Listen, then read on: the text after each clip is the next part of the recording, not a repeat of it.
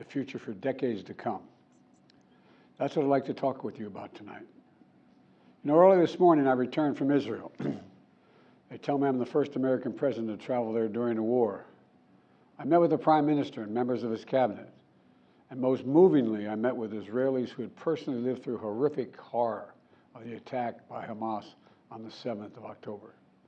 More than 1,300 people slaughtered in Israel, including at least 32 American citizens. Scores of innocents, from infants to the elderly grandparents, Israelis, Americans taken hostage. As I told the families of Americans being held captive by Hamas, we're pursuing every avenue to bring their loved ones home. As president, there is no higher priority for me than the safety of Americans held hostage.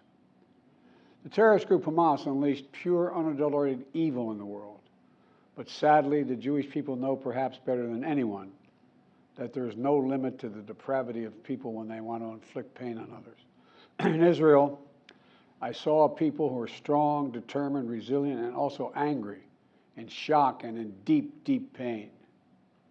I also spoke with President Abbas, the Palestinian Authority, and reiterated that the United States remains committed to the Palestinian people's right to dignity and to self-determination. The actions of Hamas terrorists don't take that right away. Like so many other, I'm heartbroken by the tragic loss of Palestinian life, including the explosion at the hospital in Gaza, which was not done by the Israelis. We mourn every innocent life lost. We can't ignore the humanity of innocent Palestinians who only want to live in peace and have an opportunity.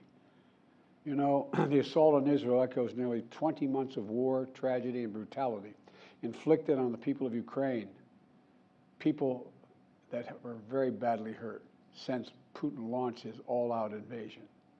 We've not forgotten the mass graves, the bodies found bearing signs of torture, rape used as a weapon by the Russians, and thousands of Ukrainian children forcibly taken into Russia, stolen from their parents. It's sick. Hamas and Putin represent different threats, but they share this in common. They both want to completely annihilate a neighboring democracy, completely annihilate it. Hamas' stated purpose for existing is the destruction of the state of Israel and the murder of Jewish people. Hamas does not represent the Palestinian people. Hamas uses Palestinian civilians as human shields, and innocent Palestinian families are suffering greatly because of them. Meanwhile, Putin denies Ukraine has or ever had real statehood. He claims the Soviet Union created Ukraine. And just 2 weeks ago, he told the world that if the United States and our allies withdraw, and if the United States withdraw, our allies will as well, military support for Ukraine would have, quote, a week left to live, but we're not withdrawing. I know these conflicts can seem far away, and it's natural to ask, why does this matter to America? So let me share with you why making sure Israel and Ukraine succeed is vital for America's national security. You know, history has taught us that when terrorists don't pay a price for their terror, when dictators don't pay a price for their aggression, they cause more chaos and death and more destruction. They keep going, and the cost and the threats to America and the world keep rising. So if we don't stop Putin's appetite for power and control in Ukraine, he won't limit himself just to Ukraine. Putin's already threatened to remind, quote, remind Poland that their Western land was a gift from Russia. One of his top advisors, a former president of Russia, has called Estonia, Latvia, and Lithuania Russia's Baltic provinces. These are all NATO allies. For 75 years, NATO has kept peace in Europe and has been the cornerstone of American security. And if Putin attacks a NATO ally, we will defend every inch of NATO which the treaty requires and calls for. We'll have something that we do not seek.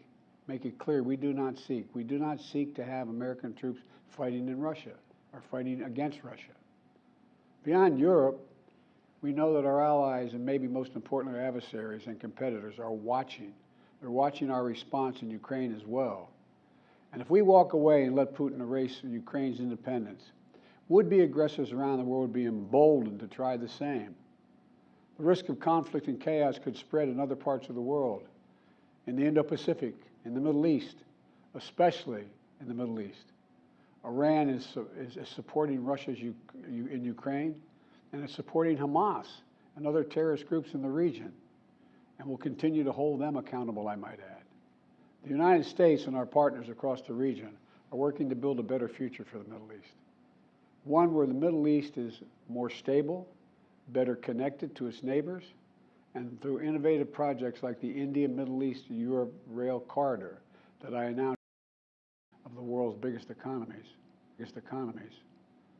more predictable markets, more employment, when connected. It benefits the people, it would benefit the people of the Middle East and would benefit us. American leadership is what holds the world together. American alliances are what keep us, America, safe. American values are what make us a partner that other nations want to work with. To put all that at risk, if we walk away from Ukraine, if we turn our backs on it, it's just not worth it. That's worth it. That's why tomorrow I'm going to send to Congress an urgent budget request to support our critical partners, including Israel, and hard investment that's going to pay dividends for American security for generations. Help us keep American troops out of harm's way. Help us build a world that is safer, more peaceful, more prosperous for our children and grandchildren. In Israel, we must make sure that they have what they need to protect their people today and always. The security package I'm sending to Congress and asking Congress to do is an unprecedented commitment to Israel's security that will sharpen Israel's qualitative military edge, which we've committed to, the qualitative military edge. We're going to make sure Iron Dome continues to guard the skies over Israel. We're going to make sure other hostile actors in the region know that Israel is stronger than ever and prevent this conflict from spreading. Look, at the same time, President Netanyahu and I discussed again yesterday the critical need for Israel to operate by the laws of war. That means protecting civilians in combat as best as they can. The people of Gaza urgently need food, water, and medicine.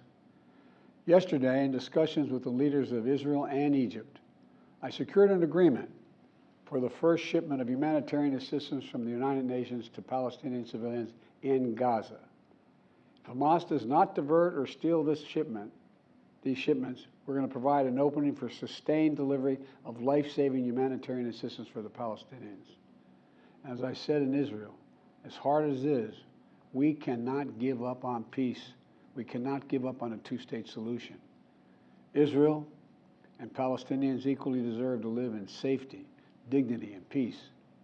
You know, and here at home, we have to be honest with ourselves. In recent years, too much hate has given too much oxygen, fueling racism, the rise of anti-Semitism, and Islamophobia, right here in America. It's also intensified in the wake of recent events that led to the horrific threats and attacks that both shock us and break our hearts. On October 7th, terror attacks have triggered deep scars and terrible memories in the Jewish community. Today, Jewish families worried about being targeted in school, wearing symbols of their face walking down the street, or going out about their daily lives. And I know many of you in the Muslim American community, the Arab American community, the Palestinian American community, and so many others are outraged and heartened, saying to yourselves, here we go again with Islamophobia and distrust we saw after 9/11. Just last week, a mother was brutally stabbed. A little boy, here in the United States, a little boy who just turned 6 years old was murdered in their home outside of Chicago. His name was Wadiha, a proud American, a proud Palestinian American family. We can't stand by and stand silent when this happens. We must, without equivocation, denounce anti-Semitism. We must also, without equivocation, denounce Islamophobia. And to all you hurting, those of you hurting, I want you to know I see you. You belong. And I want to say this to you. You're all America. You're all America. This is in a moment, you know, in moments like these, when fear and suspicion, anger and rage run hard, that we have to work harder than ever to hold on to the values that make us who we are. We're a nation of religious freedom, freedom of expression. We all have a right to debate and disagree without fear of being targeted in schools or workplaces or in our communities. I must renounce violence and vitriol. See each other not as enemies, but as fellow Americans. When I was in Israel yesterday, I said that when America experienced the hell of 9/11, we felt enraged as well. While we sought and got justice, we made mistakes. So I cautioned the government of Israel not to be blinded by rage. And here in America, let us not forget who we are. We reject all forms of hate, whether against Muslim, Jews, or anyone. That's what great nations do, and we are a great nation. On Ukraine, I'm asking Congress to make sure we can continue to send Ukraine the weapons they need to defend themselves and their country without interruption, so Ukraine can stop Putin's brutality in Ukraine. They are succeeding. When Putin invaded Ukraine, he thought he would take Kyiv and all of Ukraine in a matter of days. Well, over a year later, Putin has failed, and he continues to fail. Kyiv still stands because of the bravery of the Ukrainian people. Ukraine has regained more than 50% of the territory Russian troops once occupied, backed by U.S.-led coalition of more than 50 countries around the world, all doing its part to support Kyiv. What would happen if we walked away? We are the essential nation. Meanwhile, Putin has turned to Iran and North Korea to buy attack drones and ammunition to terrorize Ukrainian cities and people. From the outset, I've said, I will not send American troops to fight in Ukraine. All Ukraine is asking for is help for the weapons, munitions, the capacity, the capability to push invading Russian forces off their land, and the air defense system to shoot down Russian missiles before they destroy Ukrainian cities. Let me be clear about something. We send Ukrainian equipment sitting in our stockpiles. And when we use the money allocated by Congress, we use it to replenish our own stores, our own stockpiles, with new equipment. Equipment that defends America and is made in America. Patriot missiles for air defense batteries, made in Arizona. Artillery shells manufactured in 12 states across the country, in Pennsylvania, Ohio, Texas, and so much more. You know, just as in World War II, today patriotic American workers are building the arsenal of democracy and serving the cause of freedom. Let me close with this. Earlier this year, I boarded Air Force One for a secret flight to Poland. There I boarded a train with blacked out windows for a 10-hour ride each way to Kyiv, to stand with the people of Ukraine ahead of the one-year anniversary of their brave fight against Putin. I'm told I was the first American to enter a war zone not controlled by the United States military since President Lincoln. With me was just a small group of security personnel and a few advisors.